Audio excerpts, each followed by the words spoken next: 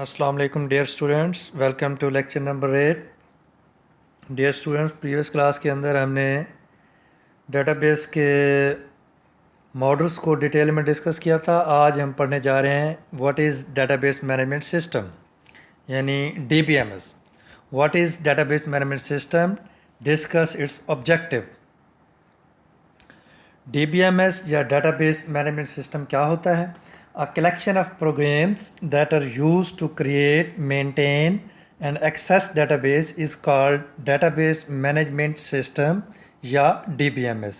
यानी हमारा ये वो सॉफ्टवेयर है जो क्या करता है, कलेक्शन ऑफ प्रोग्राम है जिसके अंदर यूज टू क्रिएट करता है, मेंटेन करता है और एक्सेस डेटाबेस, और हम डेटाबेस तक जो पहुंच है, जो रसाई है, वो हम हासिल करते हैं।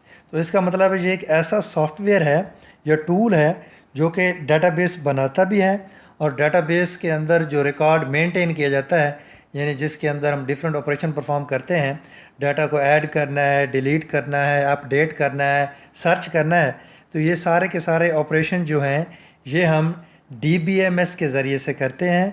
और DBMS हमारा वो सॉफ्टवेयर है जो डेटाबेस क्रिएट करता है। In DBMS the major component is the software known as database manager. Important, इसमें डिफरेंट तरह के कंपोनेंट होते हैं DBMS के अंदर, और उसका जो एक इम्पॉर्टेंट हिस्सा है उसको हम डेटाबेस मैनेजर करते हैं। वो क्या करता है, controls the working of overall database management system. जितना भी हमारा ये डेटाबेस का सिस्टम होता है उसको, उसकी वर्किंग को कंट्रोल करता है database manager. Normally, the DBMS is used in large or medium-sized organization for database management।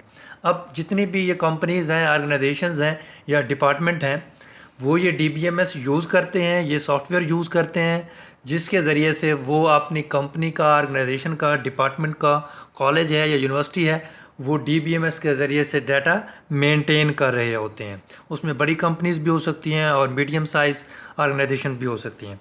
Today the most popular and commonly use DBMS is Microsoft Access. अब ये DBMS, चूँकि हमने कहा कि सॉफ्टवेयर है, तो अब ये सॉफ्टवेयर कौन कौन से हैं? माइक्रोसॉफ्ट एक्सेस जो बहुत ज़्यादा इस्तेमाल हो रहा है, मीडियम साइज़ की ऑर्गेनाइजेशन इसे इस्तेमाल कर रही हैं।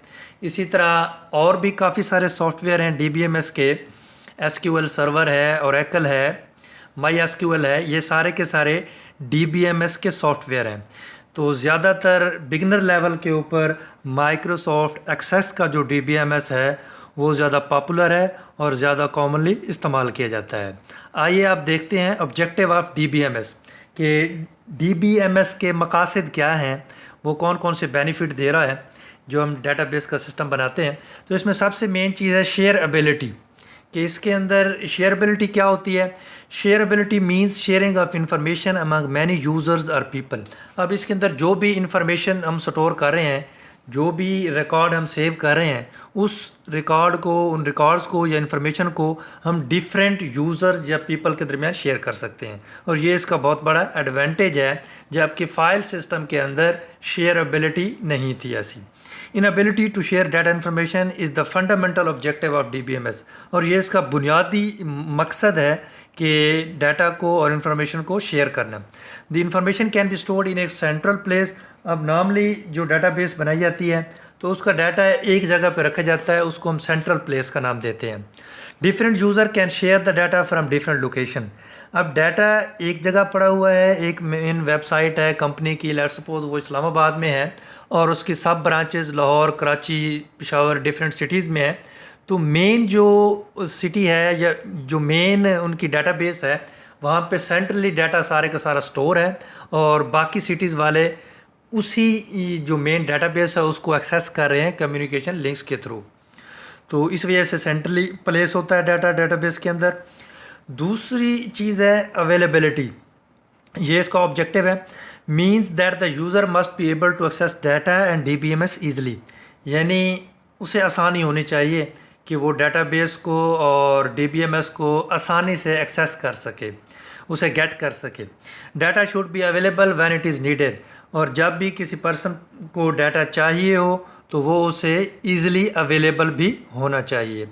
इसके बाद तीसरा इसका ऑब्जेक्टिव है evolve ability, Evolvability means that the DBS must provide option or facility to change both data and database structures according to user needs and advancement in technology.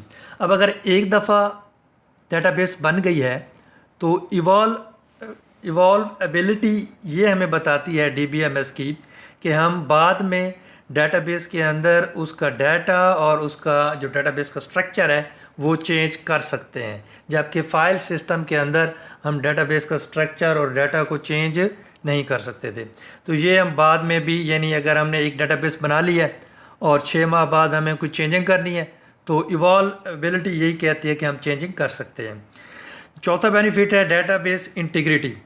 Database integrity refers to the correctness and consistency of data in database, यानी आपका जो data store होना चाहिए वो correct होना चाहिए और consistent होना चाहिए, यानी डिफरेंट फाइल्स के अंदर जो एक डाटा है वो हर जगह अपडेटेड भी होना चाहिए।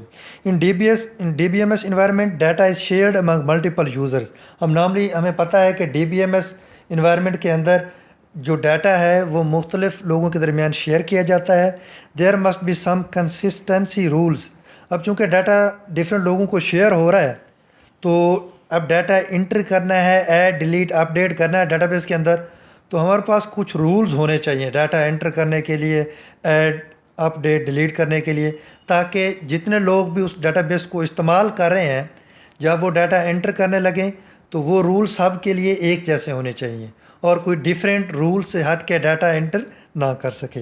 There must be some consistency rules that can be applied to database so that the correct data can be entered into the database.